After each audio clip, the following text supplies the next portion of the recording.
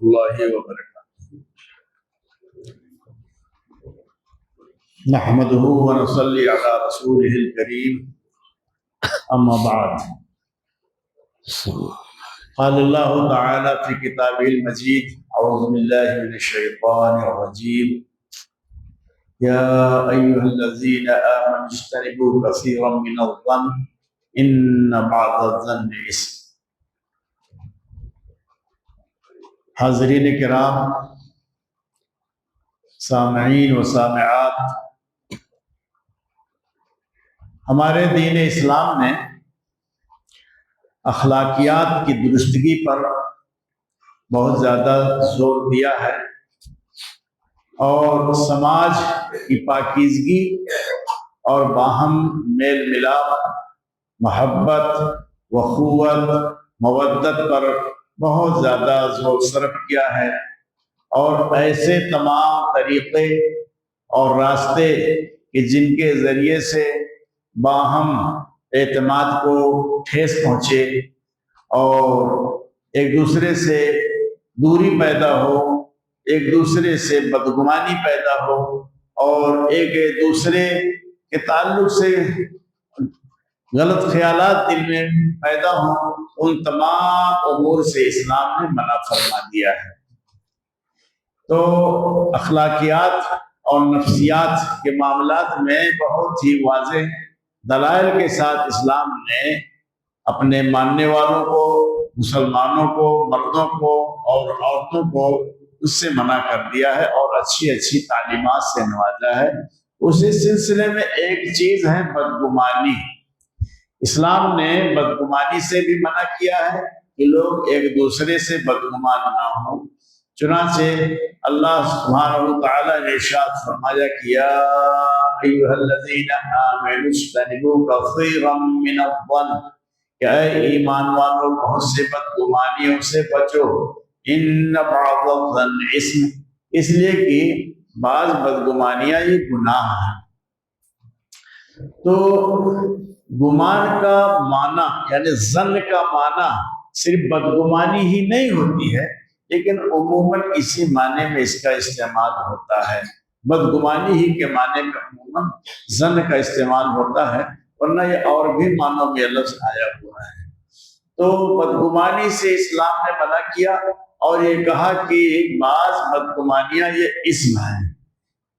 خیال آدمی کا اور آدمی کا طریقہ، آدمی کی نیت کچھ ہوتی ہے، دیکھنے والا، سننے والا کچھ سمجھ بیٹھتا ہے، تو اس سے اس کے خلاف دل میں بغض رکھتا ہے، نفرت رکھتا ہے، اور اس طرح سے الگ الگ طرح سے آپس میں پھوٹ پڑ جاتی ہے، آپس میں میل و محبت ختم ہو کر کے دوری پیدا ہو جاتی ہے۔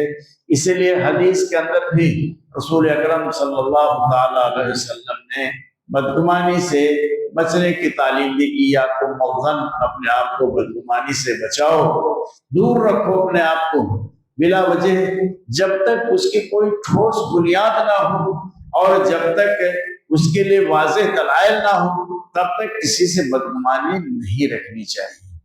چنانچہ میں بخاری شریف کے حوالے سے ایک روایت پیش کرتا ہوں، جس کے امام بخاری رحمۃ اللہ علیہ نے کئی سندوں سے الگ الگ جگہوں پر ذکر کیا ہے، اور سب کا خلاصہ میں یہ بیان کرتا ہوں کہ حضرت عمر بن خطاب رضی اللہ تعالی عنہ کی صاحبزادی، ان کی لڑکی حضرت حفصہ رضی اللہ تعالی عنہ خنیس بن حذافہ سہمی کے عقد میں تھی۔ یہ غزوہ بدر کے اندر بھی شریک رہے اور وہاں زخمی بھی ہو گئے تھے۔ بہرحال بعد میں مدینہ منورہ کے اندر ان کا انتقال ہو گیا۔ تو حضرت عمر فاروق رضی اللہ تعالی عنہ کو ان کی تعلق سے فکر دامنگیر ہوئی، یہ لڑکی بیوہ ہو چکی ہے، کہیں نہ کہیں اس کا رشتہ لگا دینا چاہیے، رشتہ فٹ کر دینا چاہیے، یہ باپ کی، بھائی کی ذمہ داری ہوتی ہے۔ وہ فکر مند ہوئے، ان کی نظر حضرت ابو بکر رضی اللہ تعالی عنہ پر گئی کہ یہ رشتہ حضرت ابو بکر کے سامنے پیش کریں۔ چنانچہ انہوں نے حضرت ابو بکر رضی اللہ تعالی عنہ کے سامنے پیش کیا۔ حضرت ابو بکر رضی اللہ تعالی عنہ سن کر کے خاموش رہ گئے، کوئی جواب نہیں دیا۔ کچھ دن انہوں نے انتظار کیا۔ حضرت عثمان رضی اللہ تعالی عنہ کے سامنے یہ رشتہ پیش کیا۔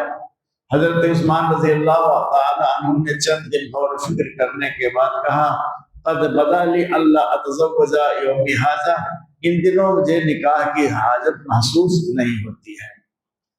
اب اس طرح سے کچھ ایام گزرے، اسی درمیان رسول اکرم صلی اللہ تعالی علیہ وسلم نے اپنے لیے ان کا انتخاب کیا اور آپ نے رشتہ بھیج دیا۔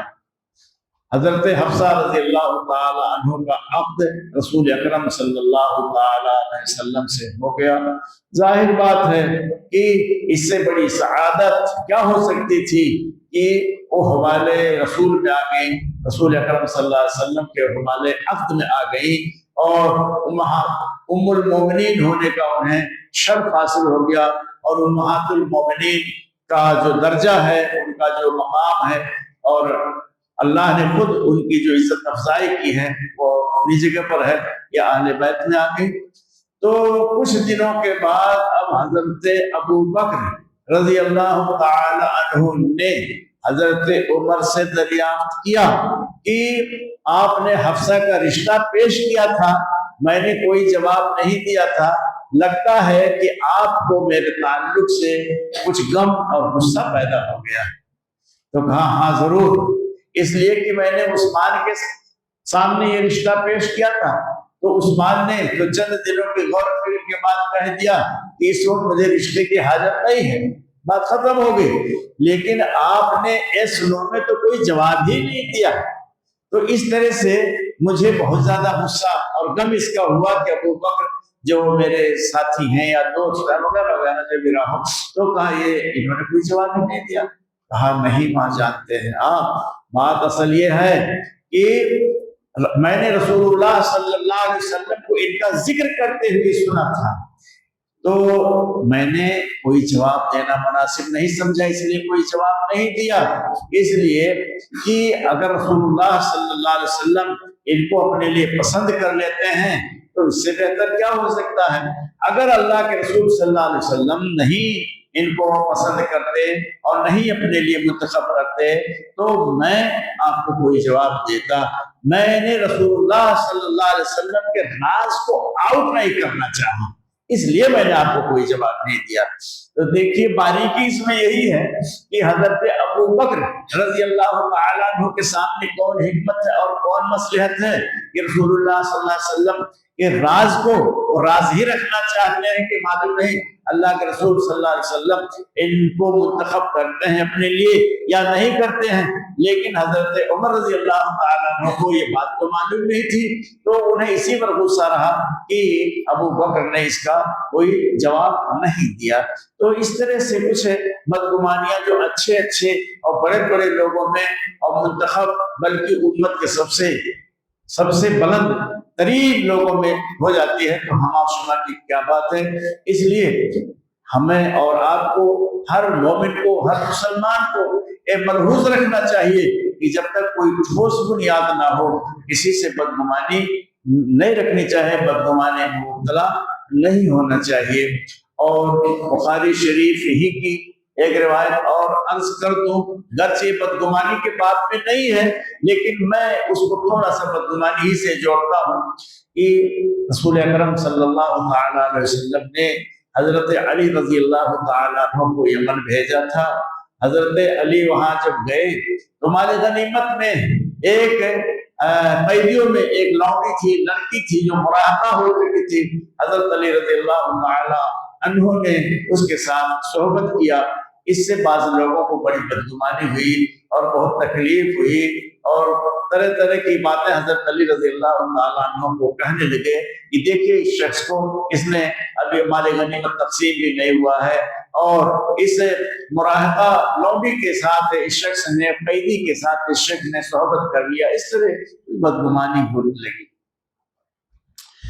یہ بات آپ لوگوں کو معلوم ہے کہ حجۃ الوداع سے واپسی کے موقع پر رسول اللہ صلی اللہ علیہ وسلم نے غدیر خم پر ایک خطبہ دیا تھا۔ اور اسی خطبے کو بنیاد بنا کر کے اہل تشیع حضرت علی رضی اللہ تعالیٰ عنہ کی خلافت بلا فصل کا اعلان کرتے ہیں، اسی کا عقیدہ رکھتے ہیں، اور جو لوگ عقیدہ اس کا نہیں رکھتے ہیں ان کو لان تان ہی نہیں کرتے ہیں بلکہ انہیں اسلام سے خارج بھی کر ڈالتے ہیں، طرح طرح کی باتیں کرتے ہیں۔ تو بعض اور لوگوں نے اس کی وضاحت یہ کی ہے کہ دراصل رسول اللہ صلی اللہ علیہ وسلم کو وہاں خطبہ دینے کی ضرورت کیوں پیش آئی تھی، اور حضرت علی کے فضائل اور مناقب کو آپ نے کیوں بیان کیا تھا؟ اس کی وجہ یہی تھی کہ رسول اللہ صلی اللہ علیہ وسلم کے کان سے یہ آواز ٹکرائی تھی کہ کچھ لوگوں نے حضرت علی رضی اللہ تعالی عنہ کے اس فعل سے ان کے دل میں بغض ہے۔ چنانچہ ایک صحابی جو بخاری شریف میں ان کا نام بھی ہے، انہوں نے اللہ کے رسول سے اس کا ذکر کیا تھا، تو آپ نے فرمایا تھا کہ لا تبغض علی، علی سے بغض نہ رکھو، اس لیے کہ علی کا مال غنیمت میں اس سے زیادہ حصہ ہے۔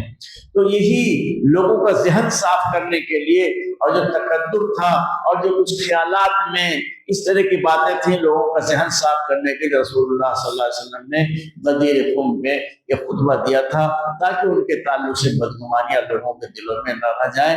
تو مقصد تو آپ کا یہ تھا، لیکن اہل تشیع نے اس کو دوسرے معنی کی طرف پھیر دیا ہے، اور حضرت علی رضی اللہ تعالیٰ عنہ کے خلافت بلا فصل کا اعلان کر دیا کہ اسے الگ بحث لمبی بحث ہے۔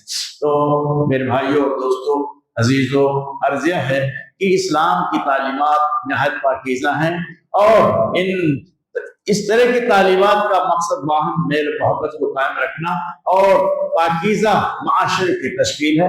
اللہ سبحانہ وتعالی ہم سب کو اس کی توفیق عطا فرمائے، اور ہماری عبادتوں کو، روزوں کو اور تمام طرح کی عبادتوں کو، ذکر اذکار کو قبول فرمائے۔